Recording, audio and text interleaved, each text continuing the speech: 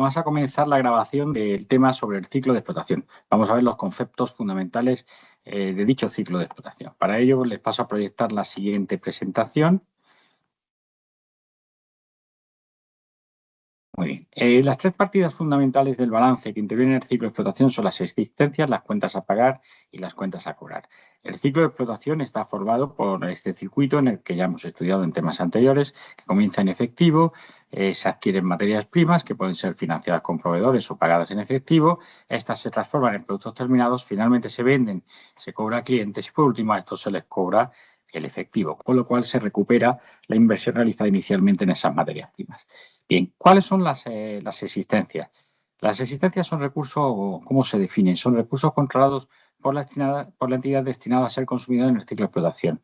Pueden servir materias primas que se consumen para fabricar productos terminados que se han transformado en la propia entidad como consecuencia de la adición de las materias primas y el valor añadido por parte de la empresa y que se entregan a clientes. Y por último, las mercaderías. La existencia de materias primas nos está revelando que la entidad es normalmente de producción.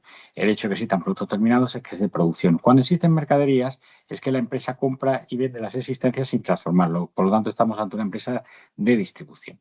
Los riesgos que soporta fundamentalmente la entidad con las existencias pues es el riesgo de obsolescencia, es decir, que estas no se puedan vender por encima de su coste, es el riesgo de realización. Y para ello trata de reducir sus inventarios para evitar que estos pues, se queden obsoletos. Estos activos, las existencias, se clasifican como activos corrientes. Bien, ¿cuándo se deben reconocer las existencias? Pues cuando se cumplen las dos características fundamentales que nos indica el marco conceptual, es decir, cuando ofrece una información que es relevante y cuando ofrece una información que maximiza también la representación fiel. Una información es relevante cuando cumple con la definición de activo. Y la definición de activo implica que sea un recurso económico controlado por la entidad. En segundo lugar, exige que además del cumplimiento de la definición, pues que la probabilidad de los flujos de caja asociados al concepto de recurso económico no sea baja, es decir, que se vayan a percibir esos flujos de efectivo futuros. En tercer lugar, la representación fiel implica que no exista una incertidumbre en la medición que sea muy elevada, sino una incertidumbre elevada en la medición. Y por último, que los elementos de contrapartida que surgen como consecuencia de la adquisición o los elementos que se tienen que dar de baja, pues cumplen con las definiciones del elemento o con los criterios para dar de baja un elemento. Bien, ¿cuándo una existencia se controla? Pues el criterio general es cuando la entidad adquiere la capacidad para dirigir el uso y apropiarse de los beneficios económicos y excluir a terceros. Esto suele suceder cuando las existencias llegan al control de la empresa en sus almacenes. Normalmente suele ser así, la regla general es esa, pero en ocasiones el control se produce en un momento diferente. Por ejemplo, en la existencia en depósito, la entidad recibe las existencias, pero ella todavía no asume los riesgos y ventajas de esas existencias. No está expuesta a la variabilidad de los recursos, a la variabilidad de los flujos de caja, porque el que lo está expuesto es el depositante. Por lo tanto, la depositaria, que es la entidad que está custodiando esas existencias, no controla las existencias, tampoco puede decidir a dónde se van a destinar. En los contratos de intermediación, donde la gente cierra operaciones en nombre de un principal, las existencias que está cerrando la gente nunca las llega a controlar, directamente se están transfiriendo desde el principal hacia el cliente, nunca pasan por la gente. Piensen, por ejemplo, en toda la venta con comercio electrónico a través de plataformas. Por último, en el comercio internacional, en función de los acuerdos, de los contratos de comercio internacional, la transferencia se puede producir o en el puerto de origen, free on board, o en el puesto de destino, cost, insurance and freight. Y en función de cuando se produzca esa transferencia de riesgos asociados y de costes asociados a la logística de ese tráfico internacional, pues el punto de transferencia será o en el puerto de origen del suministro o en el puerto de destino. Bien, ¿cómo se miden las existencias? Pues en principio se busca una medición que sea relevante y fiel. Como el modelo de negocio es consumirlas en el proceso de explotación, bien sea transformándolas o bien sea venderlas directamente, pues lo normal es utilizar el coste histórico. Por lo tanto, las existencias se miden en el momento inicial por el coste, la contraprestación pactada con el proveedor, con el suministrador, más todos los gastos hasta que las existencias llegan hasta el almacén de la entidad. Es decir, no solo cuando los controla, sino hasta que llega hasta el almacén de la entidad. Y esto implica pues, incorporar todos los gastos de transporte que sean por cuenta del comprador, no los que sean por cuenta del vendedor, porque eso no es un coste para la entidad, Los impuestos indirectos, es decir, el IVA, que no se pueda deducir, porque si se puede deducir es un derecho de cobro, los aranceles que estemos asumiendo en esa compraventa, el coste de intermediarios que estemos pagando para cerrar la operación y básicamente esos serían los costes en los que estamos incurriendo. No se incluirían los intereses en estas operaciones comerciales. El precio acordado es el precio al contado. Si el precio, si el aplazamiento fuese superior al normal en el sector, implícitamente habría un interés, y si ese interés y si ese aplazamiento es superior a un año, se entiende que es significativo y hay que segregarlo, hay que calcular el valor actual de ese precio, el valor al contado. Si el precio en la factura está incluyendo unos intereses que explícitamente se están girando, se están cargando por el hecho de aplazamiento, esos intereses no forman parte del coste. En la medición posterior, las existencias se mantienen por el coste histórico, quedan congeladas por ese valor, salvo que se hayan producido deterioros. Si se han producido deterioros, pues hay que reflejar dicha pérdida de valor, porque para los inversores es importante conocerla. Entonces, la medición inicial en las materias, en los productos adquiridos es el precio de adquisición. En los productos fabricados, el equivalente al precio de adquisición, es decir, el coste histórico sería el coste de producción.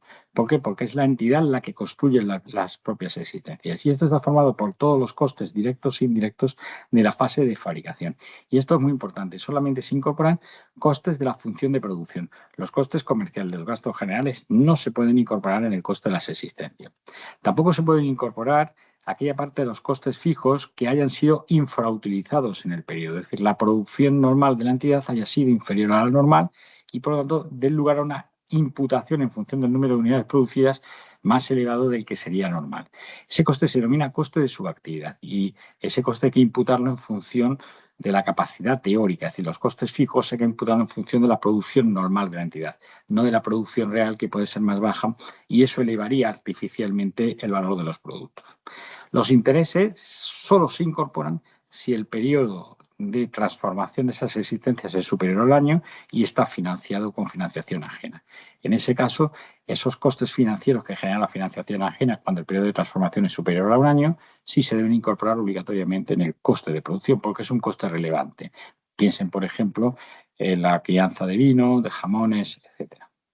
La medición posterior, por la medición posterior, al igual que en las materias adquiridas a terceros, sería el coste histórico menos los deterioros que se hayan producido. Por lo tanto, la medición posterior sería a coste histórico menos deterioros, salvo en un caso, cuando son existencias que están negociadas en mercados organizados, lo que se denominan commodities. Como hay una medición fiable del valor razonable al cierre y estas existencias están destinadas a ser intercambiadas de forma muy frecuente, la medición posterior pudiese ser a valor razonable con diferencia en resultados. Bien, ¿cómo se mide el deterioro? El deterioro en las existencias surge cuando existe una duda sobre la recuperación del valor de esas existencias. Y esto normalmente se pone manifiesto por indicios como una lenta rotación de las existencias o un cambio en los gustos del consumidor. Normalmente, para calcular ese deterioro, lo que se hace es calcular el valor de recuperación. Se compara el valor teórico, el valor y coste histórico, el valor contable con el valor de recuperación. Y el valor de recuperación en las existencias es el valor neto de realización, que está formado por el precio de venta menos los costes de venta pendientes hasta que las existencias están en el cliente. Es decir, sería el precio de venta estimado menos los costes comerciales, que esos siempre están pendientes cuando las existencias están en almacén, y si son productos semiterminados, los costes que le quedan hasta estar terminado.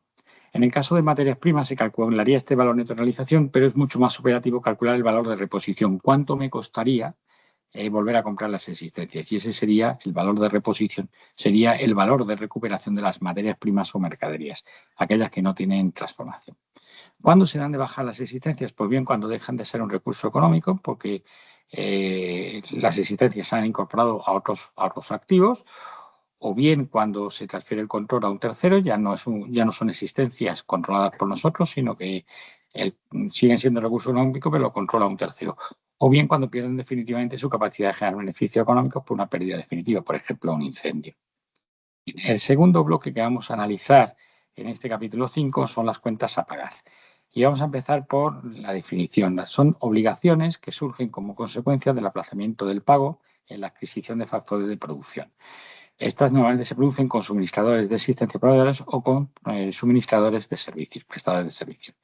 También pueden ser o se van a incorporar dentro de la partida de acreedores comerciales las deudas con empleados, las deudas con la administración. Todo eso sería deuda comercial o deuda operativa. Aunque no van a estar dentro, estas dos últimas, empleados y administraciones públicas, dentro del concepto de acreedores comerciales. ¿Cuándo se reconocen? Pues cuando cumplen con la definición de pasivo, existe una obligación actual, es decir, cuando existe una responsabilidad que asume la empresa porque ha sucedido un evento o bien ha recibido unos servicios o beneficios económicos que le obligan a la entidad a satisfacer por ellos. Por lo tanto, el reconocimiento tiene lugar cuando se reciben las existencias en el almacén y como consecuencia de sucesos pasados. Por lo tanto, ese suceso pasado se asocia al momento en el cual entran las existencias, o sea, asume el control de dichas existencias. Y eso tiene lugar cuando se reciben o consumen los servicios asociados a la explotación. Es una obligación que además exige la transferencia de recursos económicos y esta transferencia no es evitable. También se debe reconocer cuando no exista incertidumbre en la medición y la transferencia de recursos económicos sea altamente probable, lo cual suele suceder siempre. Es decir, la medición es fiable porque hay una transacción con una factura donde es fácil de medir cuál es el importe de la deuda y, por otro lado, la probabilidad de que tengamos que hacer frente a este pasivo transfiriendo flujos de efectivo pues no es baja, es más bien alta. Y, por otra parte, yo reconozco el pasivo cuando al mismo tiempo, porque se han producido la recepción de los bienes o la percepción o el consumo de servicios, cuando yo he recibido el bien o servicio por parte del proveedor y he reconocido dichas partidas de existencias o de gasto.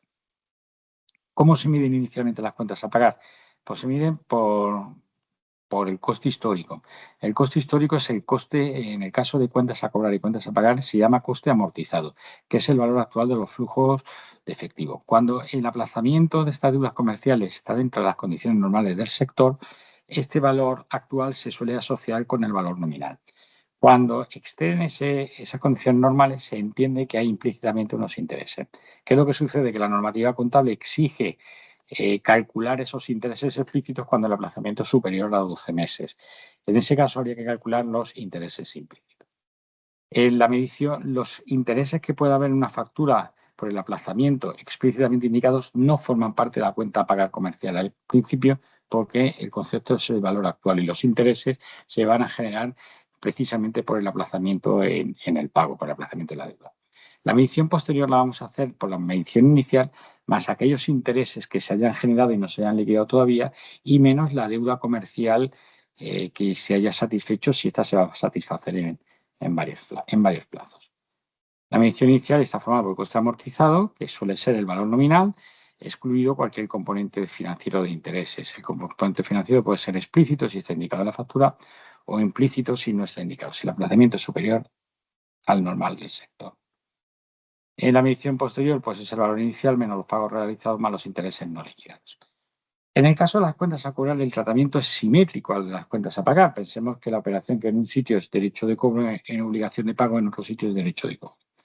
Bien, por definición, son derechos de cobro, son recursos controlados por la entidad que surgen como contraprestación de un ingreso.